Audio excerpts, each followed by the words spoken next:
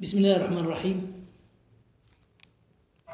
كرة القدم خصوصا في الكوت ديفوار عامرة سياسة، حيث سيصدر الاتحاد الافريقي في الساعات القريبة المقبلة قرارا بمعاقبة وليد الركراكي الناخب المغربي ل4 مباريات. لأنه في كوت ديفوار عندنا خصوم.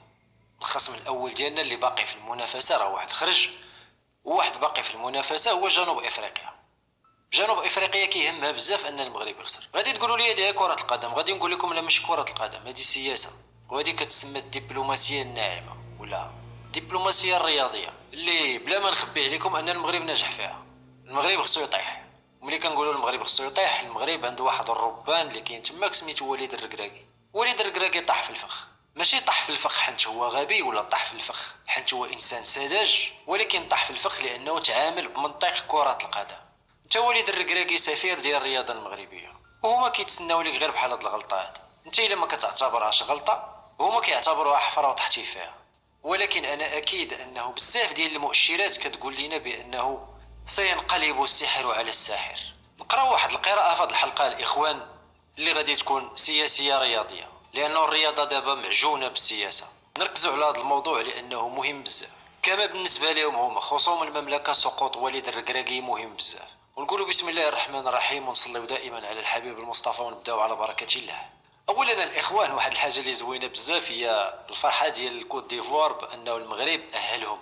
سبحان الله، المصادفات اللي كاينه في كاس افريقيا غريبه بزاف. الاشعاع اللي داروه المؤثرين المغاربه، وزير السياحه ديال الكوت ديفوار اللي عرض على ذاك المغربي المؤثر، وديك الصوره الزوينه بزاف اللي دار. الكوت ديفواريين ملي كنشوف التعليقات ديالهم زعما واحد الحب كبير ولاو كيكنوه للمغاربه، لانهم المؤثرين المغاربه عطاو واحد الصوره زوينه بزاف. المنتخب المغربي بداها بواحد الاشاعه كبير بزاف في كاس العالم، كملوها المؤثرين المغاربه، وزادها القدر اللي خلى تاهل ديال الفريق الكوت ديفوار بيدين المغرب. بزاف ديال الرسائل الاخوان، ولا تقدر تقول انه الله سبحانه وتعالى باغي يجازي المغاربه على القلب الطيب ديالو. نعطيكم غير واحد الاشاره الاخوان قبل ما ندخل لكم في الموضوع، وبغيتكم تفكروا فيها مزيان. 2017 الى غلط صحوا لي في التعليق، كان واحد الروبورتاج من قنوات مغربيه ملي الجزائر ربحات كاس افريقيا. عرفتي القهاوي فين ما مشيتي في المغرب كانوا دايرين تلافز كبار بحال المغرب لعب. المغرب فرح بزاف بالفوز ديال الجزائر، رغم انه في المجال السياسي النظام الجزائري كان ديما كيحارب المغرب.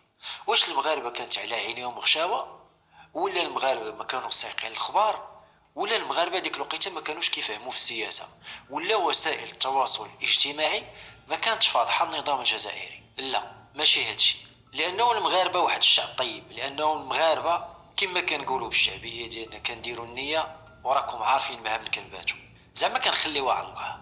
وانتم كتشوفوا دابا الاخوان كيفاش السحر كينقلب على الساحر، وكيفاش الايفواريين كيشوفوا في المغاربه واحد المنقذ، وكيفاش المغاربه فعلا غادي يأهلوا الايفواريين، وكيفاش الحافله المغربيه ديال اللاعبين غادي يرافقوها جماهير ايفواريه هازين الاعلام ولابسين التونيات ديال المغرب. زعما شي حاجه واعره بزاف. داكشي علاش انا مصر انه المغربي خصو يبقى في الصباغه ديالو وما يتجرش لدوك الصراعات اللي ما غتدي ما غتجي. ودابا ندخلوا للموضوع الاخوان، ما غنهضروش على المؤامره ولكن غنهضروا على السياسه. والسياسه ماشي فيها المؤامره، السياسه هي هذه، السياسه فيها الضرب تحت الحزام خصوصا من خصوم المغرب. الاتحاد الافريقي الاخوان، باش ندير لكم واحد التحليل بسيط ولكن في نفس الوقت متأني، هو واحد الاتحاد اللي كيدير الخواطر، كيدير الخواطر ولكن بالمعنى السياسي. القرار اللي خدا الاتحاد الافريقي ضد وليد الركراكي تقدر تلقى ليه بزاف التخريجات، ولكن كلهم غادي يديوك لطريقه واحده، طريق سياسيه. ديك الحفره اللي كانوا كيحفروا واللي الفريق الوطني طاح فيها ولكن خرج دغيا. التخريجه اللي غادي نديروا الاولى وبلا ما نخمو بزاف هي انه المغرب كاين في طريق ديالو جنوب افريقيا، غادي يتلاقى معاه في التومون. ملي كنقولوا جنوب افريقيا راه كنقولوا بالنسبه لهم حنا العدو اللدود ديالهم، بالنسبه لهم حنا القوه الاقليميه اللي ما باغينهاش تكون وما باغينهاش تقوم ليها قائمه. هما كيعرفوا المغرب واش كيسوى، وكيعرفوا ملك البلاد اش كيسوى، وكيعرفوا الدبلوماسيه الناعمه ولا الدبلوماسيه الرياضيه كيفاش ولات كتغبر عليهم الشمس. اذا خصهم شي خطه. حنا كنديروا مجرد تخمينات، ولكن تنديروا تخمينات منطقيه. الحكم على وليد الركراكي كانت اللجنه فيها جنوب افريقي ما علموناش قبل، خلاو ساعات قليله قبل ما يبدا اللقاء. زعما القرار بعيد على الاحترافيه بزاف، ولكن القرار فيه واحد الخبث. سياسي ماشي رياضي. شنو هي التحرميات اللي داروا؟ التحرميات الاخوان هي زعزعه وتشتيت فكر المنتخب الوطني. راكم ملي كتحيدوا العقل ديال المنتخب، العقل ديال المنتخب هو وليد الركراكي ولا القائد. ملي كتبعدوا على المنتخب وكتقطع زعما داك العلاقه الروحيه اللي عارفينها كاينه بين الوالد والوليدات ديالو، وكتبعدوا وكتطلعوا للمدرجات وكدير الضغط بزاف على مساعد المدرب وكتخليه انه يتخذ شي قرارات خاطئه. غادي تقولوا لي لا راه المساله تطورات وكيهضر معاه في التليفون وكيتبع التعليمات ديالو. غادي نقول لكم القوه ديال وليد الركراكي هي في بنك الاحتياط. وانت كتفرج في ماتشات ديال المنتخب الوطني وكتشوف كيفاش وليد الركراكي كيتفاعل مع اللعابه ومع اللقاء، راه حاجه اخرى، راه بزاف د الحوايج كتبدل. وهنا فين بغاو يلعبوها هما، غادي نتلاقاو مع وليد الركراكي في التومون. احسن حاجه هي ما يكونش. المغرب استانف بطبيعه الحال، الجامعه الملكيه لكره القدم استنفت، وكنتسناو ان شاء الله انه يتم التخفيف والمقابله ديال جنوب افريقيا يكون حاضر فيها وليد الركراكي، وتكون مقابله سياسيه الا بغاو ماشي مشكل. اللي انتصر فيها هي القوه الرياضيه الدبلوماسيه اللي لحد الان غالبه فيها المغرب بالضربه القاضيه. الملابسات الاخوان اللي غنرجعوا لها ديال القضيه ديال وليد الركراكي اللي تبين بانه مساله يمكن تكون مفتعله الا ما كانتش فعلا مفتعله. عميد فريق الكونغو التصرفات اللي كانت ديالو كانت غريبه، التصريحات اللي دلا بها تصريحات غريبه، ما قال حتى شي حاجه. قال انا عارف وانا شايف وما غاديش نقول. قال تقطعوا فيديوهات. كيفاش تقطعوا فيديوهات وانت على المباشر وكلشي كيشوف فيك؟ بن محمود غادي يقول انا سمعت كلشي وانا عارف بلا وليد الركراكي ما قال حتى شي حاجه، وانا عارف بلا اللاعب الكونغولي قال. وليد الركراكي كنا كنعرفوا السمعه ديالو، ولكن موتسيبي اللي هو الرئيس ديال الكونفدراليه الافريقيه لكره القدم كيعرف الركراكي، كيعرف الركراكي ولكن كيعرف القجع. وموتسيبي كيمثل جنوب افريقيا، جنوب افريقيا اللي غتواجه المغرب رياضيا وسياسيا ودبلوماسيا.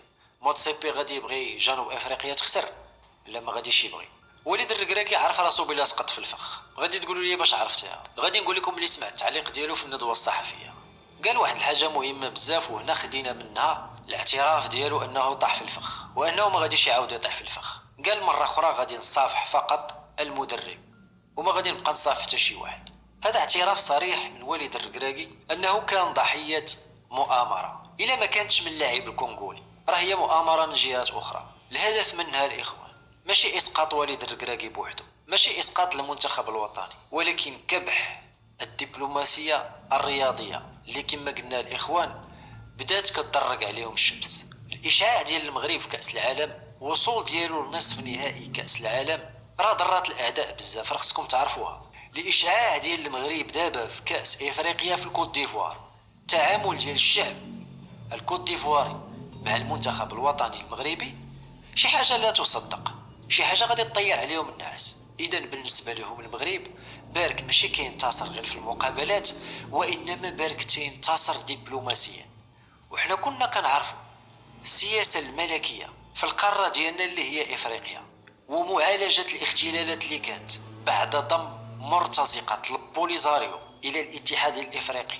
راه هادشي كامل الاخوان راه كيعجل بطرد هاد المرتزقه. الا ما كنتيش تعرف تقرا الامور سياسيا بحال هكا وكتفرج في مجرد لقاء كره القدم فراه كيغيبوا عليك بزاف ديال المسائل. وليد الركراكي ماشي مجرد مدرب كره القدم، وليد الركراكي مستهدف بصفته احد جنود الدبلوماسيه الرياضيه ولكن برتبه جنرال. واش خصهم يطيحوا وليد؟ بطبيعه الحال خصهم يطيحوا وليد. واش وليد كيأثر عليهم بالسلب؟ بطبيعه الحال وليد كيأثر عليهم بالسلب. راه الا بقى جنوب افريقيا راه بحال باقين الكبرانات ديال الجزائر. راه جنوب افريقيا كتمثلهم في السياسه وكتمثلهم في الرياضه، وكل الضربات مسموحه واغلبها غادي تكون تحت الحزام. داكشي علاش السي وليد درت البال انت راك ماشي مدرب عادي، انت راك ما كتمثلش غير كره القدم المغربيه، انت راك كتمثل الدبلوماسيه الناعمه المغربيه، سوفت باور. وتنظن انك عارف هادشي وفاهم هادشي، وانا كنعرف السر الركراكي ان الاهتمامات ديالك ماشي غير رياضيه، انت انسان مثقف، انسان واعي. ملي كنتي قلتي اللعابه في الفيستير حنا المغرب جديد، حنا المغرب اللي خصو يدخل وخصو يربح، هذيك رساله راه ماشي رياضيه. حنا راه فهمنا الرساله اللي وصلتي، داكشي علاش خصك تعكس هذا الرؤيه هذه، ما تمشي باقي عند حد. لأن المتربصين بك وبالرياضة المغربية وبالمملكة عامرة بهم كوت ديفوار. على قضية ديال موتسيبي الإخوان، كيبتسم في وجهنا، كيبان إنسان خلوق وإنسان مهذب، ولكن لأنه يفهم في أصول الدبلوماسية. ولكن كونوا أكيدين أنه القرارات ديال الاتحاد الإفريقي راه كانت مجحفة ضد المغرب، لأنه المغرب قوي، لأنه المغرب كيحترم القوانين، لأنه المغرب ما كيحتش بزاف. ولكن حنا ما كنشوفوش. واش عقلتوا في الشان ملي الجماعة ديال الكبرانات منعونا أننا نجيو في طائرة مباشرة للجزائر باش نلعبوا، حرموا المنتخب ديالنا أنه يشارك في الشان؟